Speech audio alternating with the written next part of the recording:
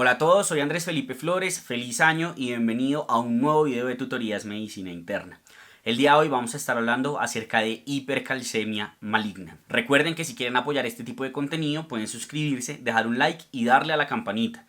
Los invito a seguirme en mi Instagram personal @andresf.med, por donde estoy compartiendo con ustedes muchísimo contenido académico. Aprovecho la ocasión para invitarlos a adquirir mi diplomado de medicina interna que está disponible en la plataforma de medilearners.com. El link lo encuentran en la descripción de este video, así como el resto de la oferta académica que tenemos disponible para ustedes. No siendo más, vamos adelante con el video. Vamos a hablar entonces de hipercalcemia maligna. Como introducción lo que podemos decir es que esta complicación oncológica o esta urgencia oncológica se presenta hasta en el 20 al 30% de los pacientes que tienen como tal una patología oncológica. Y esto lleva a que sea actualmente la causa más importante o más prevalente de hipercalcemia en el ámbito intrahospitalario. Cuando uno ve, se da tanto en tumores hematológicos como en tumores sólidos, pero usualmente son tumores que están avanzados. La hipercalcemia casi que podríamos decir que es un signo ominoso de la patología oncológica porque el paciente definitivamente se le deteriora significativamente su pronóstico cuando presenta esta complicación. Precisamente se habla de un estimado de más o menos 53 a 19 días de pronóstico de vida en estos pacientes, dependiendo de si responden o no al manejo. Si responden 53 días, sino 19 días en promedio de sobrevida. Y se asocia principalmente con los siguientes tipos de tumores: mama, pulmón, riñón como exponentes de los tumores sólidos, y el meloma múltiple siendo el más importante de los tumores líquidos o hematológicos que se asocian con esta complicación. En términos fisiológicos, lo que tenemos que recordar es que el calcio tiene una distribución, pues digamos que casi que a nivel de todo el cuerpo, pero se divide en ciertos componentes. Tenemos un 45% del calcio que está unido a las proteínas plasmáticas como la albúmina, y este calcio no es activo precisamente por lo que está pegado a la proteína. Un 40% de calcio ionizado, que este sí va a ser el calcio propiamente activo, y un 15% que están expresados o unidos en cristales de citrato, fosfato, entre otras. Y por su parte, la regulación de la calcemia va a estar mediada por la paratormona, la vitamina D y la calcitonina. Y el calcio iónico, me faltó acá, el calcio ionizado es el que es metabólicamente activo, como ya les había comentado. Aquí podemos ver cómo se distribuye. Tenemos el intestino, la absorción de calcio, hay calcio extracelular, hay calcio dentro de los tejidos blandos, hay calcio que se elimina a través del riñón, hay calcio que se elimina también a través del intestino y uno que va hacia el hueso. Y esta relación entre absorción, generación ósea, resorción ósea, eliminación de calcio, eliminación intestinal, es lo que lleva a la homeostasis propiamente de la calcemia. Entonces, cuando nosotros dividimos digamos como estos aspectos reguladores de la calcemia, podemos decir que hay ciertos elementos que van a favorecer que aumente la calcemia y otros que van a favorecer que disminuya como tal la calcemia. Dentro de los que aumenta la calcemia tenemos a la PTH, a la vitamina D y un volumen, pues digamos como circulante efectivo aumentado, y la acidosis metabólica. Por su parte van a disminuir la calcemia, la calcitonina, el FGF23, el volumen circulante efectivo disminuido y la alcalosis metabólica. Y básicamente, ¿por qué es? Porque las alteraciones ácido-base y el volumen circulante efectivo afectan la unión a proteínas al calcio. Entonces, cuando nosotros tenemos una acidosis metabólica, usualmente se va a unir menos el calcio a la albúmina y por ende se va a liberar más calcio iónico. Lo mismo va a ocurrir con el volumen circulante efectivo aumentado y lo contrario va a ocurrir con la alcalosis y el volumen disminuido. Cuando miramos específicamente la PTH y la vitamina D, que van a ser realmente las dos que nos van a importar, que pueden elevar significativamente o de una manera clínicamente significativa la calcemia, tenemos a la PTH y a la vitamina D. La PTH, ¿qué hace? Disminuye la calciuria, estimula la fosfaturia, estimula la activación osteoclástica y por ende la resorción ósea, activa la vitamina D para promover la absorción intestinal del calcio, aumenta y que van a aumentar la PTH, perdón, la hipocalcemia y la hiperfosfatemia van a ser los principales estimulantes para que se produzca la PTH, mientras que la vitamina D y el FGF23 van a generar una disminución en la PTH.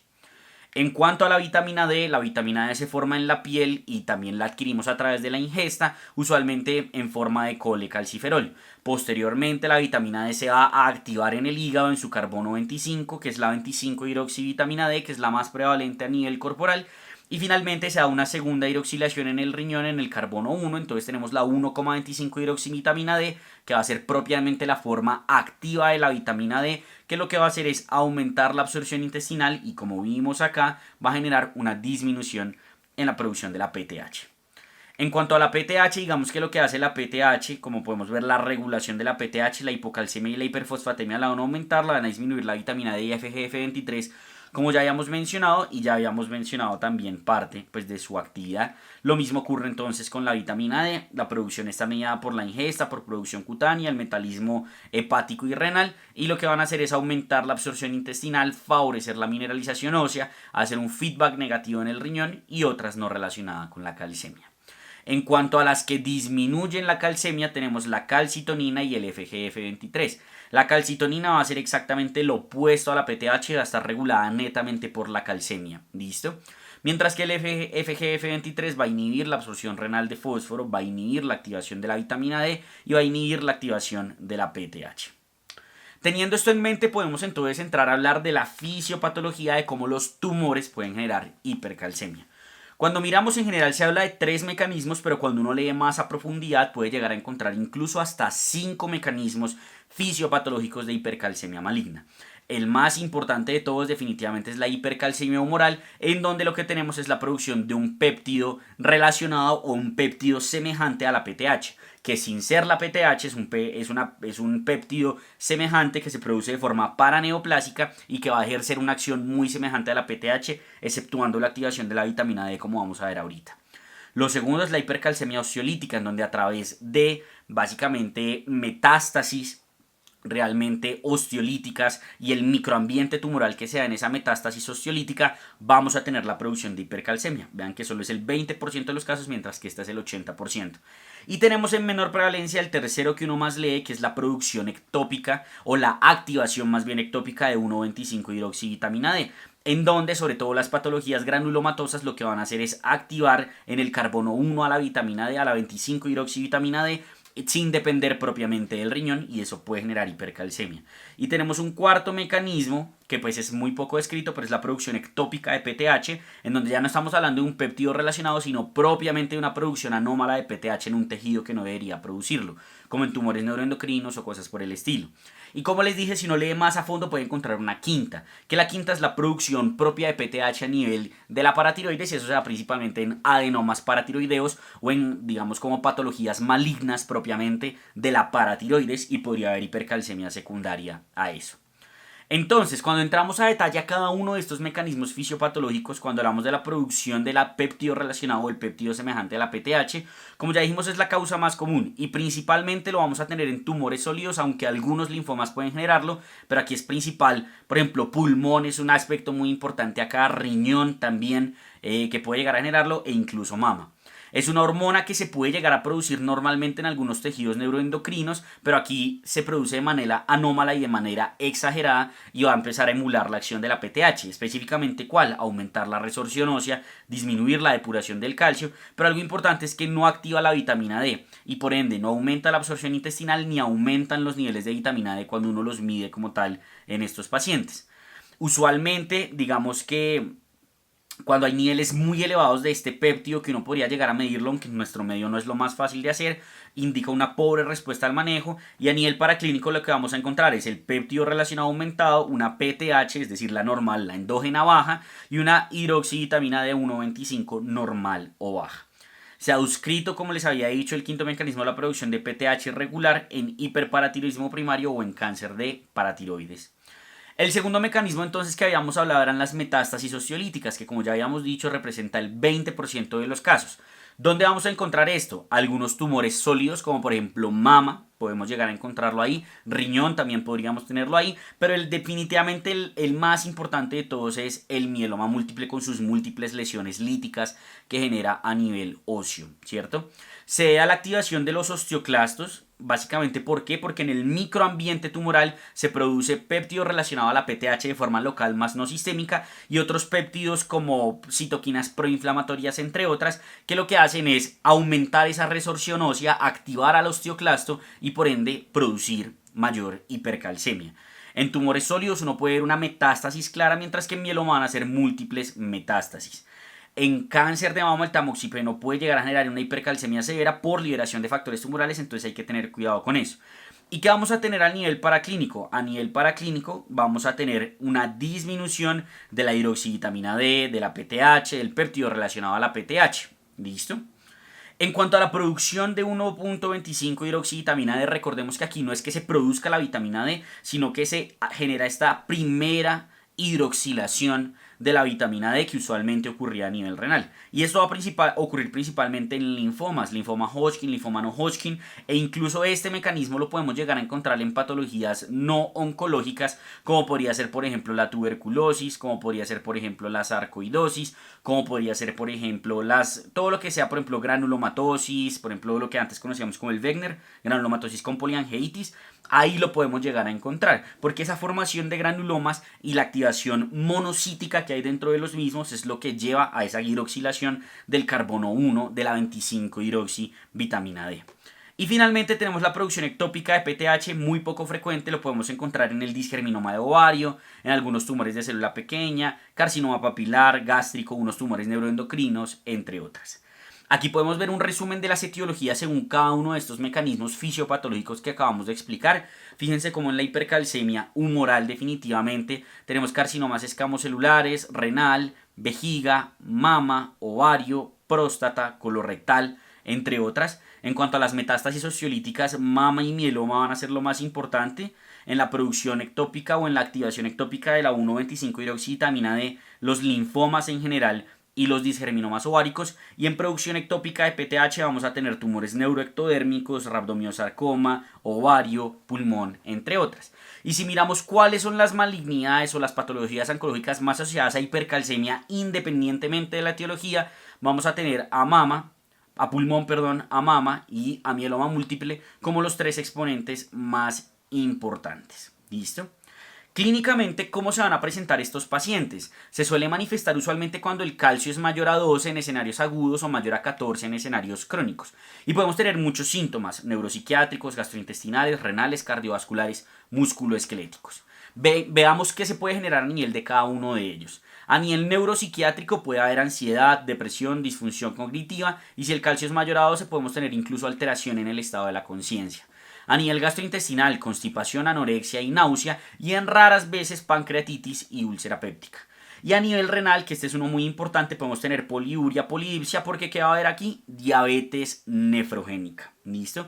Podemos tener nefrolitiasis, acidosis tubular renal tipo 1, insuficiencia renal aguda, porque no solo hay una deposición realmente en esto que se llama la nefrocalcinosis, sino una deposición y precipitación de cristales de calcio con fósforo, con lo demás que haya ahí a nivel del ultrafiltrado renal, sino que también va a haber vasoconstricción e hipovolemia en estos pacientes, y esto lleva a la insuficiencia renal aguda, y crónicamente puede haber una calcificación total del riñón en lo que se conoce como la nefrocalcinosis. A nivel cardiovascular, lo que puede ocurrir aquí es que haya un QT corto, y esto acorta el potencial de acción y predispone a arritmias principalmente de características ventriculares. También podemos tener calcificación cardiovascular a nivel crónico con valvulopatía, coronariopatía, entre otras. A nivel musculoesquelético vamos a tener una debilidad muscular leve, ya no es tan clásico y ya casi no se ve realmente una debilidad severa, y podemos tener dolor óseo si hay resorción aumentada en el escenario, por ejemplo, de las metástasis osteolíticas. Y en el examen físico no vamos a encontrar hallazgos específicos, podemos tener digamos según la etiología. Aquí podemos ver un resumen neurológico, va a ser la debilidad y las alteraciones del sensorio principalmente. A nivel renal, la diabetes nefrogénica, la diabetes insípida nefrogénica, la nefrolitiasis, nefrocalcinosis. A nivel gastrointestinal, básicamente que el intestino se queda quieto, entonces ilio, náuseas, anorexia, etc. Cardiovascular, el QT corto es lo más importante a recordar, y a nivel dermatológico puede haber prurito. El diagnóstico, ¿cómo lo vamos a hacer? Pues lo vamos a hacer con una medición de un calcio elevado, ¿cierto? Un calcio semiautomatizado mayor a 10.5, o si hacemos medición directa del calcio iónico mayor a 1.3 milimoles, ¿cierto? Recordemos que uno puede hacer aquí la corrección por la albúmina y demás, eso está un poco debatido si se debería hacer o no, pero la corrección por la albúmina realmente importa más ese hipo que en hipercalcemia, ¿sí? Porque la albúmina si está baja lo que hace es subir más el calcio, entonces lo que me puede decir es que está más alto de lo que yo ya lo encontré, por decirlo de alguna manera. 90% de las causas, cuando uno habla de hipercalcemia en general, no solo hipercalcemia maligna, fíjense que se van a deber a malignidad o a hiperparatiroidismo, o sea, si no es por hiperpara, ese paciente muy probablemente tiene cáncer. Si no, pues ya serían otras etiologías que nos tocaría entrar a buscar. Entonces, ¿qué debe hacer uno? Uno debe determinar si conoce o no la existencia de metástasis líticas. Uno debe valorar la PTH, la cual debe de estar suprimida, salvo que tengamos producción ectópica de PTH o un hiperparatiroidismo asociado, por ejemplo, en un carcinoma de paratiroides. ¿Listo? Después, ¿uno qué hace? Si definitivamente es una hipercalcemia no mediada por PTH, que ahí entraríamos a pensar en metástasis líticas o en lo que sería la producción de PTH-like o en la hidroxilación del carbono 1. ¿Qué hace uno? Uno mide el péptido relacionado a la PTH, la 1,25-hidroxivitamina D y si quiere la 25-hidroxivitamina D, aunque eso no nos hablaría de etiología maligna. Y si eso todo está normal, pues buscamos otras etiologías. ¿Listo? Es muy importante tener esto en cuenta. Entonces fíjense acá cómo podemos ver, si uno mide un perfil fosfocálcico, si uno pone una PTH y una 25 hidroxivitamina D y la PTH-like, va a buscar o va a reconocer cuál es la etiología de esa hipercalcemia o el mecanismo fisiopatológico por lo menos. ¿Listo? Entonces fíjense que en la hipercalcemia humoral vamos a tener un calcio elevado, un fósforo bajo y vamos a tener una PTH-like elevada, el resto va a estar bajo o normal. En las metástasis osteolíticas que vamos a tener alto el calcio y el fósforo, por lo que se está destruyendo el hueso que contiene ambos, pero lo demás va a estar bajo. Y en la 1,25 hidroxivitamina D vamos a tener una 1,25 hidroxivitamina D alta, un calcio y fósforo altos, pero la PTH-like y las demás van a estar bajas. ¿Cuál es el problema de esta aproximación que nos proponen, pues digamos, como los artículos y demás que uno encuentra? Que medir PTH-like en nuestro medio y en muchas ocasiones la 1,25 hidroxivitamina D, que ahí siempre la que medimos es la 25, no es lo más fácil de hacer. Entonces en muchos escenarios pues no se logra, pues digamos, hacer ese abordaje, sino que uno termina más llegando a la etiología por otros, pues digamos, abordajes diagnósticos. En términos de severidad, uno puede clasificar la hipercalcemia en leve, moderada y severa. Leve por debajo de 12 o de 13 en iónico, moderada por debajo de 14 o de 3,5 en iónico y pacientes asintomáticos o sintomáticos leves, y severa, que es la que más nos importa cuando es mayor a 14, mayor a 3,5 o cuando hay alteración en el estado de la conciencia. Por ejemplo, aquí si tiene un QT, si es sintomático severo, si tiene un QT corto, si está convulsionando, pues definitivamente es una hipercalcemia severa y hay que tratarla como tal. Hay algunas pistas etiológicas que nos pueden hablar de malignidad. Si ustedes ven un valor de calcio muy alto, piensen en cáncer. Un hiperparatiroidismo no suele generar realmente, digamos, como un calcio superior a 14, a 15. Eso es rarísimo de ver. Si ustedes ven esos valores, piensen en malignidad. Lo mismo si el paciente es muy sintomático y si la instauración de la hipercalcemia es muy aguda.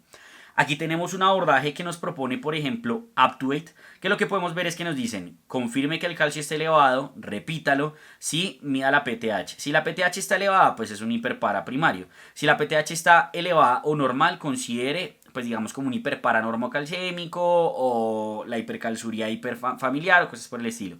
Pero si está bajo, pues es una hipercalcemia no mediada por PTH y vamos a pensar en malignidad. Mida la PTH-like, mida la 1,25. Si la PTH-like está elevada, por ahí es. Si la 1,25 está elevada, por ahí es. Y si no, pues ya busque las otras etiologías. ¿Listo? ¿Cómo vamos entonces a manejar la hipercalcemia? Lo primero es determinar si es o no es severa, porque si es severa nos toca correr. ¿Correr a qué? A ponerle muchos líquidos a los pacientes, 200 a 300 cc por hora, buscando un gasto urinario de 100 a 150 cc por hora. ¿Por qué? ¿O cuál es la lógica de esto? La lógica de esto es que uno está buscando evitar que se dañe el riñón. Entonces uno tiene que hidratarlos muy bien para que no haya precipitación a nivel renal de calcio. Va además a ponerles calcitonina, ácido soledrónico o ivandronato, o también uno les podría poner denosumab, es decir, uno les va a poner un antirresortivo. Usualmente lo que uno más ve que ponen es ácido soledrónico. Si el paciente tiene alguna contraindicación al ácido soledrónico, le pone denosumab, y en escenarios refractarios o muy severos uno utiliza la calcitonina de salmón. Pero ya ahorita vamos a ver que hay una guía que existe de hipercalcemia maligna, a ver ellos cómo hacen ese abordaje. Manejo dietario, manejo etiológico definitivamente. Aquí uno también debería considerar, por ejemplo, si es un linfoma y es una enfermedad granulomatosa con hidroxilación del carbono 1 de la vitamina D, poner corticoides. Y en escenarios raros, cuando hay hiperparatiroidismo, uno podría considerar incluso el sinacalcet. Y furosemida solo en casos en donde no haya nada más para ponerle al paciente. Si es moderado o leve, pues nada, uno evita factores precipitantes, hidrata al paciente, pero no le pone antirresortivo. Y si es, pues de resto, uno le hace pues simplemente manejo etiológico al paciente. Aquí tenemos básicamente cómo funciona cada uno de los medicamentos. Recordemos que los bifosfonatos lo que hacen es actuar a nivel de la activación osteoclástica, inhiben la farnesil pirofosfato sintasa o sintetasa. No recuerdo bien, pero lo que hace eso es evitar que se active el osteoclasto.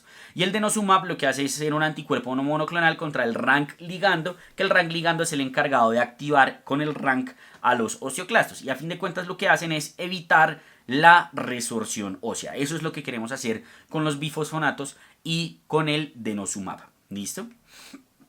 Aquí tenemos entonces todas las opciones de manejo que tenemos. Fíjense que lo más importante es hidratar a los pacientes. A los pacientes los tenemos que hidratar con solución salina. Yo casi siempre en todos mis videos, creo que si han visto otros, les he dicho, si le van a poner muchos líquidos a un paciente, póngale lactato de Ringer, póngale cristaloides balanceados. Pero esta no es esa ocasión, o esta es una excepción más bien a esa regla, porque el lactato tiene calcio. Entonces vamos a utilizar solución salina. ¿Qué más vamos a poner? Usualmente un antirresortivo que puede ser o bifosfonatos, en donde el ácido zoledrónico es el que más se utiliza, 3 a 4 miligramos endovenosos en 15 a 30 minutos, o si no, denosumab, 120 miligramos subcutáneos semanales por 4 semanas. Algo importante, fíjense cuándo empiezan a actuar estos medicamentos. Lo que empieza a bajar rápido el calcio realmente es la solución salina, porque fíjense que los bifosfonatos actúan en 48 horas y el denosumab en 7 a 10 días. Entonces es importante tener eso en cuenta. Por eso, pues digamos que se ha evaluado la posibilidad de, en escenarios muy severos, adicionar la calcitonina. Se ponen 4 a 8 unidades subcutáneas, pues unidades por kilo, porque empieza a actuar a las 4 a 6 horas. ¿Listo? Problemas de cada uno de ellos. La calcitonina genera mucha alergia y tiene taquifilaxia, es decir que después de 48 horas casi que ya no sirve absolutamente nada. ¿Listo?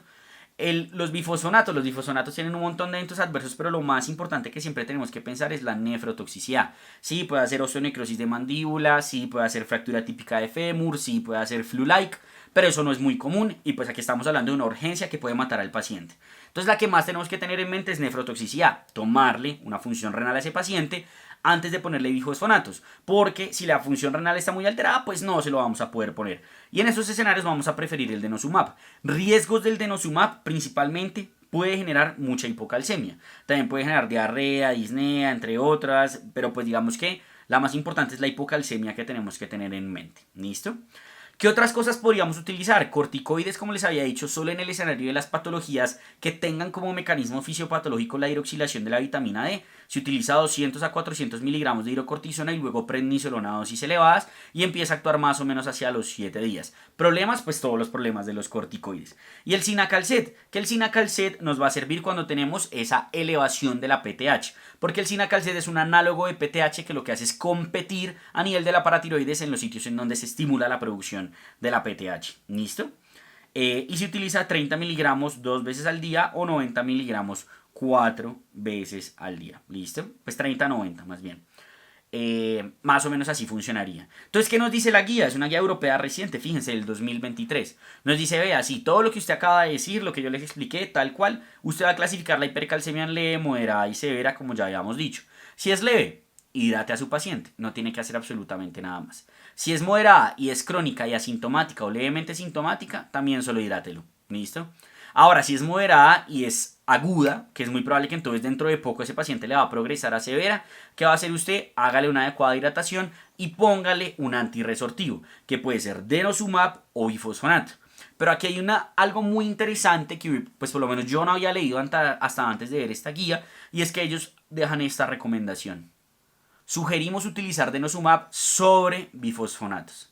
Ya vamos a ver ahorita más adelante por qué ellos hacen esa consideración de preferir denosumab. Cuando incluso en muchos sitios donde uno lee, prefieren o como que escriben y redactan como tendiendo a que uno prefiera el zoledrónico realmente.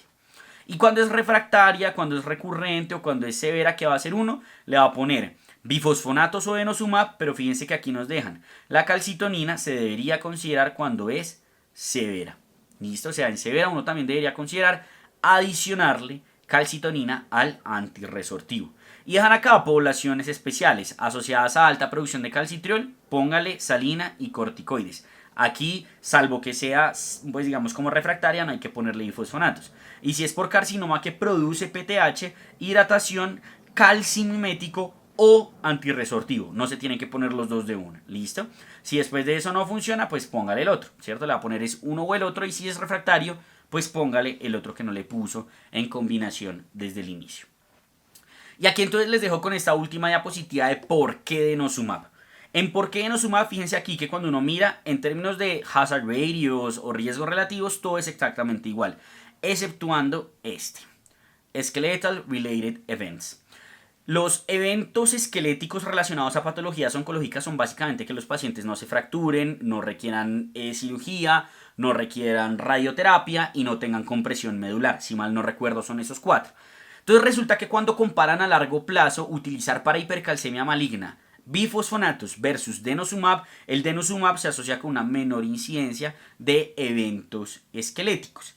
Entonces, a largo plazo podría ser mejor. No quiere decir que el denosumab agudamente sea mejor que el zoledrónico, pero a largo plazo podría ser mejor, y por eso ellos dejan esa recomendación ahí de que considere de pronto preferir el denosumab al ácido zoledrónico. Con esto terminaríamos entonces este video de hipercalcemia maligna. Espero que les haya gustado. Cualquier duda que tengan, déjenla en los comentarios y trataré de responderla lo más pronto posible. Y si quieren seguir aprendiendo con nosotros, pueden hacerlo en el video que está en sus pantallas.